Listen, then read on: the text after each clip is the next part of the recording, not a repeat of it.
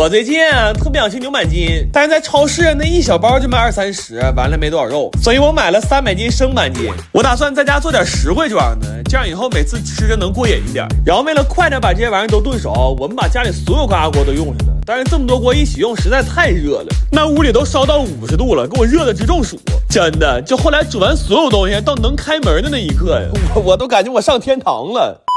不过炖板筋的时候，我们其实没挨着什么累，但后来切板筋真是要了命了。因为牛板筋这东西要想切大片，就只能斜着切。那斜着切东西本来就使不上劲儿，完了这玩意儿呲溜滑的，那切不了几根手就开始抽抽了。然后我们就寻思不行就撕丝儿吧，没想到撕丝儿更痛苦，因为这玩意儿太硬了，我们很难给它开开缝，就只能靠2个手指头捏着给它撕开。后来都给我干崩溃了，以至于我们切完所有板筋之后，我脑里唯一的一个想法就是，我又捡条命啊！最好吃的拌料，这料是我们尝了市面上 N 多种牛板筋之后才总结出来的配方。因为以我多年吃牛板筋的经验来说，吃板筋其实就是嚼料香，尤其是这回从头做了一次，我算彻底明白了。就牛板筋这个东西，它本身就没有什么肉香。这要说不考虑料光啧吧牛板筋的话，那跟嚼个老真皮裤腰带没有任何区别。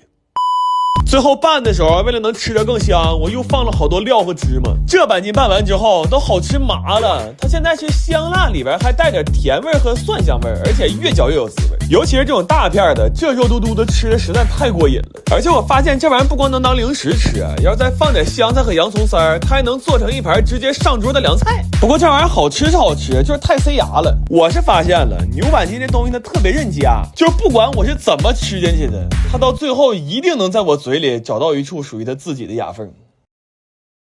我奶早上不知道吃啥了，说让我随便做。我说咱俩这么近关系，怎么能唠随便的嗑呢？完我跟我奶裹个大被拉市场去了。你别说，我奶一到市场就来灵感了，雕了点肉，说做个溜肉段，完了还买了2斤排骨，说要吃红烧排骨。然后卖肉的老小问我奶说：“大娘，这么多肉你能吃了吗？”我奶说：“你就卖肉呗，你操那心干啥呀？你趁你能动弹，赶紧再给我绞点肉馅。”完我奶说想吃点豆角，好长时间没吃豆角了。完了他问我说：“你信不信拿肘子炖豆角肯定能好吃？”我说：“奶呀，事儿我信，但你这个行为属于大白天点灯戴帽打伞啊，多此一举。”完我做了个土豆肥牛锅，我一尝这挺香，直接做成土豆肥牛饭了。然后我奶说想喝砂锅粥，这东北老太太现在让我整挺潮汕，放冬菜和花生酱比我记还清楚。完今天咸的，我先给她烤点可颂面包。前2锅因为翻车太早了，还没等烤就让我毁成酥皮了。这锅终于沾点边了，但是我太紧张忘放糖了。后面我还想再搏一搏，但我发现没有欢乐豆了。我说赶紧的吧，掏出人类科技之光吧。真的，这种烘焙的东西只有做一次才知道它为什么这么贵。这玩意儿嘛，在家做损耗太大了。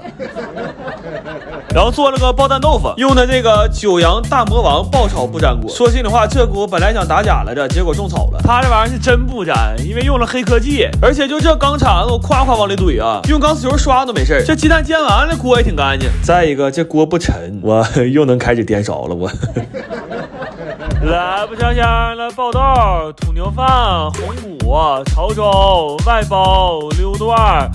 肘脚、煎鱼、肉茄，我奶现在有点上火，这囤大葱没晾干，都烂一半了。我问一下子，有没有懂大葱的朋友？这么整行不行？要是肯定不行的话，我再问一手，有没有卖大葱的朋友？我奶家就这么些葱了，让我熬印了。要说不行的话，我得想招给我奶这坑填上。今天是网友点菜环节，往常都是网友点菜博主吃，今天我打算让网友点菜网友吃，给网友做了一个纯老汤肘子。这汤都是我奶80来年吃肘子一勺一勺攒的。完他还点了个前帐口的鲍鱼给包，这吃挺来卖，说等会庆这高低得带我去，咱也不明白为啥。完还点了个荞麦腰花，但这菜辣，我怕他吃拉肚了，我特意把这段戴手套拌菜的过程给录下来了。就他要窜上了，我指定是拦不住，但我不能背这锅呀。完这老小最近减肥呢，说已经装1个多月了。我说那咱主食吃菜团子，但是我还是做了一个芝士蛋糕。我说你这么想啊，减肥期间摄入点热量，那最多是个减肥失败。但你要胖的没边了，还舔脸吃蛋糕，那你在别人嘴里就是没皮没脸了。完了，社会上规矩咱也懂，点了一桌子，我不得净拿菜啊？给他做了一锅羊杂汤，还炸点辣椒油。我听说这活爹在家连饭都不会焖，这样我寻思你掰着白菜帮蘸点辣椒油，好歹能扛饿呀。完最后他点了几个家常菜，我寻思这怎么的，是照顾我呀，怕我多花钱呢？他说不是，我就想看看你和我家北门卖盒饭这个大爷到底谁狠一点。来不香香了，老枣、志高、羊汤、油椒、爆鸡。第3辣油、菜籽、半腰、包肉。完我问我弟去不去，他说有那功夫挣钱不香吗？应该有的人也在网上刷着过他，限时嘎嘎板着，嘎嘎权威，而且对待外卖非常严谨啊，特意洗了个头还喷了香水下来求的。我一度觉得我那个肘子都没有他行。朋友们，又到了喜闻乐见给大学生送饭的日子了，给他们熬了一锅加糖加果加茶的水果茶，这喝完血糖都得10个加号，属于让他们反向戒糖。完他们想吃那个肘子馅的大包子，还有锅包双拼。我说你们最近忙活啥呢？他说我们复习考研呢哥。我心说就这么香，那吃完不勤等着睡觉呢吗？谁还有心思复习了呀？完我给他们加了个青菜，然后还做了拔丝核桃仁，这都按数来的。距离考研还有3天，每人每天6个核桃。然后要过年了嘛，我本来想给他们做个蛋糕，但后来我还是订的外卖，因为我逐渐认识到自己的真实面目。以后请叫我哈尔滨烘焙废物。然后包了一锅玉米排骨汤，还做了个前帐口的牛腩炖萝卜。听说有2个女同学吃完连夜给他爸打电话了，咱也不知道为啥。然后做了2个巨大的山姆牛肉卷，这菜可有说法呀。这菜首先它是个卷啊，内卷的卷，完了它还是张饼，画大饼的饼。就这说法我都没敢提前告诉他们，我怕他们吃着堵的。然后做了一个多芝士版的韩式辣鸡爪。我弟说这太过瘾了，哥赶紧给我加了酱牛、奶包、辣豆、卷饼、二锅、鸡爪、玉排汤、外糕、拔河、果茶。我前2天给男网友送饭，我弟自妞妞的说啥不去，完今天一听说上大学，又他妈把头发梳成大人模样了，完又穿上帅气西装了。完我俩来的时候，这些同学已经在楼下等我俩半天了，还给拿了一箱他们学校自己做的酸菜。我说这完了，这给架起来了，这下一站学校不研发点吃的，那学生还不好办了呢。我最近特别想吃麻辣火锅，然后平时我还爱看炒火锅底料的视频，那大锅下料感觉特别爽，所以我买了400斤调料和800斤牛肥油。我打算用前2天买的那个1.4米大铁锅在家做一次试试，看看是不是也这么过瘾。但是炒料之前有很多的准备工作需要做，这里边处理干辣椒是最痛苦的，因为它实在太呛了。我当时咳嗽的肺子都要出来了，就感觉咳一下全身都在共振。真的，就处理辣椒的那天里啊，我们家楼道的声控灯我们给磕成常亮的了。所以后来熬牛油的时候，我们就拿到院里去熬去了。零下20多度的天，熬这玩意儿差点没给手指头冻掉了。但是这时候我发现了一个特别可怕的事儿，就是这准备工作多到根本就干不完。就是每当我觉得下一秒可以炒料的时候，就会发现其实还有事儿是没准备好的。等我们准备好所有东西的时候，已经是第4天早晨了。就这么折腾完之后，我深刻的明白了一个道理啊，我发现有些钱呢，他就活该让别人挣去。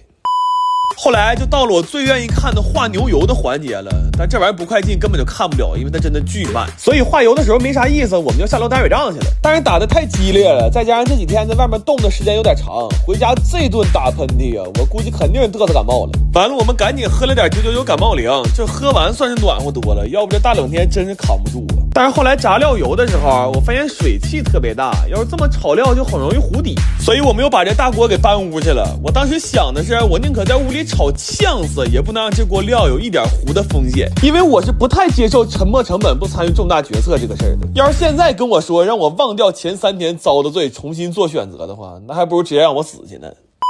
不过后来炒料的时候还是挺爽的，尤其是一样一样往里下东西的时候，看着可太解压了。但炒起来也非常累，这一锅炒了4个半小时，就一直在不停的搅，都给我干虚脱了。不过有机会能这么炒一次火锅底料，其实还挺有成就感的。虽然这活我们整整干了5天，然后做好了就都打包给身边朋友分了。但是不知道是不是心理作用，我觉得我们自己做的这个底料比我在火锅店吃的还香。尤其是这大冷天能在家吃上一顿冒着热气的麻辣火锅，这也太舒服了。但是这么折腾完一次之后，这房子也算彻底腌出味儿了。我估计这味儿要想完全散尽啊，最少也得3年。